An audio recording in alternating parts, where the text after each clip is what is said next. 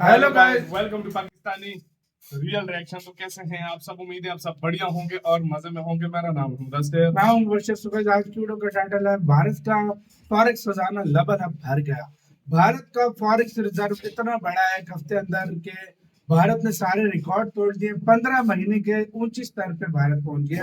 Last 15 महीनों में भी इतना खजाना लास्ट 596 94 था ना भाई। भारत का खजाना गिर गया था बहुत ज्यादा। वो तो 540 के 540 पे आ गया था ना। रह गया था। हाँ। अब कितना हो गया वो देखते हैं। 15 महीने में सबसे ऊंची स्तर काउंट करते हैं। स्टार्ट हिंदी नमस्कार दोस्तों, स्वागत है आपका हिंदी नॉलेज शो में। तो दोस्तों, आखिरकार भारत ने वो कर दिखाया है जिसके बारे में हम पिछले 2 सालों से हर हफ्ते लगातार बातें कर रहे थे कि भारत इस मुकाम पर कब पहुंचेगा।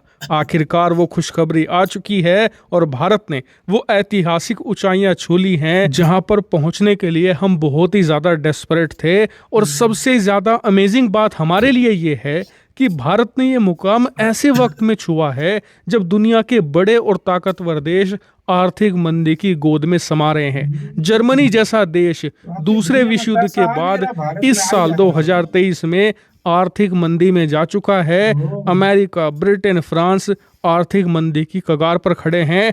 चीन की बात करें तो वहां पर रिसेशन बस आने ही वाला है। ऐसे में जब दुनिया भर की अर्थव्यवस्थाएं गिरावट और नुकसान के समुद्र में गोते लगा रही हैं, भारत ऐसे शानदार कारनामे अंजाम दे रहा है। लेकिन आपका सवाल होगा कि ये कारनामे है क्या? दरअसल ये कारनामे हैं भारतीय खजाने को लेकर। आप सभी लोगों को याद होगा कि अब से ठीक 2 साल पहले भारत ने एक ऐतिहासिक रिकॉर्ड तोड़ा था।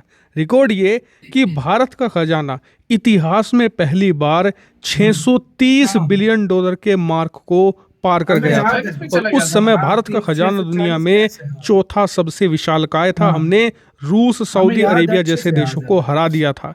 लेकिन उसके बाद भारत में कोरोना की दूसरी लहर आई। हमें लॉकडाउन लगाना पड़ा, जिस वजह से भारतीय रुपया तेजी से गिर रहा था। इसके अलावा देश में मंदी आने का भी खतरा था। ऐसे में इससे निपटने के लिए भारत को इस्तेमाल करना पड़ा अमेरिकी डॉलर, जो हमारे खजाने में पड़ा था।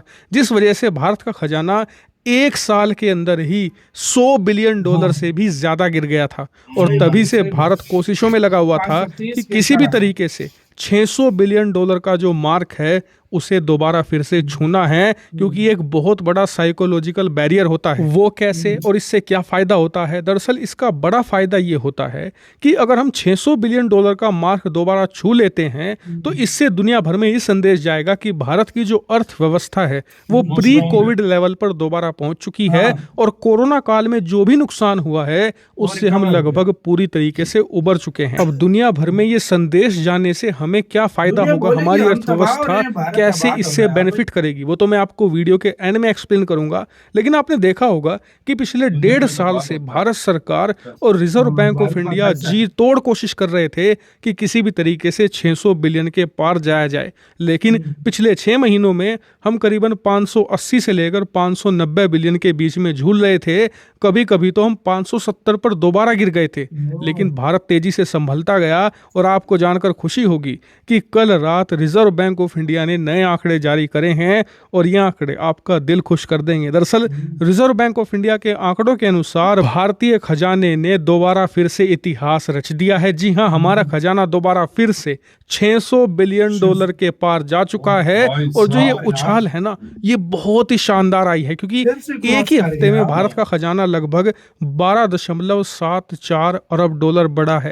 जिस वजह से हम ना सिर्फ 600 बिलियन के पार गए हैं, बल्कि 600 बिलियन के पार जाकर हमारे पास अच्छा खासा सरप्लस आ चुका है, क्योंकि अब भारत का खजाना 609 बिलियन डॉलर हो चुका है। इस वजह से भारतीय रिजर्व बैंक के पास अब 9 बिलियन डॉलर का सरप्लस कैश आ चुका है, यानी कि मार्जिन ऑफ एरर अब 9 बिलियन का है। इसका फायदा ये मिलेगा कि आने वाले हफ्तों में अगर रिजर्व बैंक ऑफ इंडिया को पैसे खर्च करने पड़ते हैं तो हम इस 9 बिलियन में से खर्च कर सकते हैं। जिस वजह से जो साइकोलॉजिकल बैरियर है 600 बिलियन डॉलर का, हम उससे नीचे नहीं जाएंगे। और यकीन मानिए, जो हमने ये आंकड़ा छुआ है ना 600 बिलियन का, इसकी चर्चा इस समय समय पूरी दुनिया में हो रही है। इसके ऊपर आप देखिए, अमेरिका का बहुत ही बड़ा न्यूज़ पोर्टल है रॉयटर, इसके अलावा जो बड़े बड़े न्यूज़पेपर हैं अमेरिका के, सब इस बात पर चर्चा कर रहे हैं कि भारत का फॉरेक्स रिजर्व 600 बिलियन के पार जा चुका है। और चर्चा होनी भी चाहिए, क्योंकि पिछले 3 सालों में कोरोना की वजह से दुनिया के लगभग हर एक देश ने अपना जो फॉरेक्स रिजर्व है वो तेजी से खोया है, लेकिन कोई भी मेजर कंट्री ऐसा नहीं है जिसने दोबारा इसे हासिल कर लिया हो। भारत इकलौता ऐसा देश बन चुका है और इसी वजह से दुनिया भर के तमाम बड़े देश ये कह रहे हैं कि ये दर्शाता है कि भारतीय अर्थव्यवस्था कितनी मजबूत है कि कोरोना के इतने भयानक काल को उन्होंने ओवरकम कर लिया है और दोबारा फिर से लगभग प्री कोविड लेवल से भी ऊपर ये लोग जा चुके हैं। और यकीन मानिए, इस मुकाम को छूने की वजह से हमें बहुत ही बम्पर बेनिफिट होने वाला है। वो कैसे?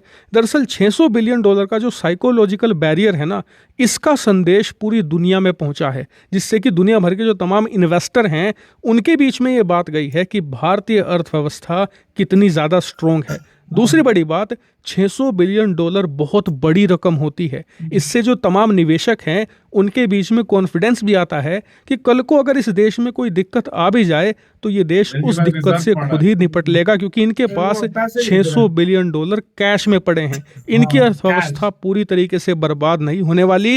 अगर आर्थिक मंदी आ भी जाती है दुनिया में तो भारत जैसा देश उसे ओवरकम कर लेगा, उससे निपट लेगा, क्योंकि इनके पास कैश इतना ज्यादा पड़ा है। हालांकि आप में से कई लोग ऐसे होंगे जिन्हें अंदाजा नहीं होगा कि 600 बिलियन डॉलर कितनी बड़ी रकम है। तो उदाहरण के लिए इस धरती पर 160 से भी ज्यादा ऐसे देश हैं जिनकी टोटल जीडीपी, टोटल इकोनॉमी भी 600 बिलियन डॉलर नहीं है।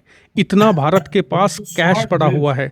आप इससे अंदाजा लगा सकते हैं कि हमारा खजाना, हमारी इकोनॉमी की नींव कितनी ज़्यादा स्ट्रॉन्ग है। और हमें उम्मीद करनी चाहिए कि जो हमारा 634 बिलियन डॉलर का रिकॉर्ड है, जो हमने अब से 2 साल पहले बनाया था, हम जल्द ही 2-3 महीनों के अंदर उसे भी तोड़ दें और सर्वकालीन उच्चतम स्तर पर पहुंच जाए। हालांकि इस पूरी रिपोर्ट पर आपका क्या मानना? इसी के साथ यार वीडियो खत्म। भारत का रिजर्व गिर रहा था, दुनिया भारत में खुद लोग, कुछ लोग थे जो परेशान थे, बातें कर रहे थे कि इतना रिजर्व कैसे गिर गया, इतना कैसे हो गया। पाकिस्तान खुशियां मना रहा था, इतना भाई रिजर्व तुम्हारा पानी की तरह बह रहा है। 100 बिलियन डॉलर। मैंने काफी सारे इंडिया के आर्टिकल पढ़े थे, लोग कह रहे थे भाई क्या कर दिया, सब कुछ क्या कर दिया। मैंने काफी सारा कुछ भाई देखा था साहब, यार। एक हफ्ते में 12 बिलियन डॉलर ये बहुत बड़ी बात होती है, बहुत पाकिस्तान बड़ी भी बात है। बोलता होगा, इतना पैसा भी होता है यार हम पाकिस्तान तो Seriously। किसी लाइन में आते ही नहीं है ना, वो तो छोड़ ही दो हमें। भाई, इतना पैसा हमने लेकिन- एक साथ नहीं देखा। लेकिन देखा क्या हमने, जो है ना, जिंदगी में सोचा भी नहीं होगा नहीं कि हमारे पास एकदम से इतना पैसा इतना आएगा, पैसा एकदम से, नहीं, वो भी नहीं। एक हफ्ते में। एक हफ्ते की हाँ। कमाई है। इधर हमारे सालों लग जाते हैं, हम भीख मांग रहे हैं IMF से, 3 भाई हमें बिलियन दे दो। डॉलर मिला, हमने हाँ, ढिंढोरा और हमने ढिंढोरे पीट दिए हैं। और ये इधर- 12 बिलियन डॉलर। और दूसरी बात ये कि यार इससे वाकई में पूरी दुनिया को ये जाएगा कि भाई इंडिया के पास इतना पैसा आ रहा है, इंडिया इतना स्ट्रॉन्ग हो रहा है, उसके पास पैसा ही पैसा है, उनकी इकोनॉमी इन्वेस्ट करो भाई, यही तो देश है, असल यही तो असल देश है। ये इस वजह से जो है ना ये बड़ा, और मुझे लग रहा है जिस तरीके से देखो 15 या 16 महीनों में देखो इंडिया ने ये फिर से अचीव कर लिया। देखो 634 से चला गया था 530-40 पे इसी तरह ना, लेकिन फिर से उधर दोबारा आ जाना ये बहुत बड़ी बात है यार, ये बहुत आपका बड़ी क्या बात इस सारे मामले पर क्या कहना है? अपने कमेंट सेक्शन में दें। इधर वीडियो खत्म करते हैं। अपना बहुत ज्यादा ख्याल रखिएगा।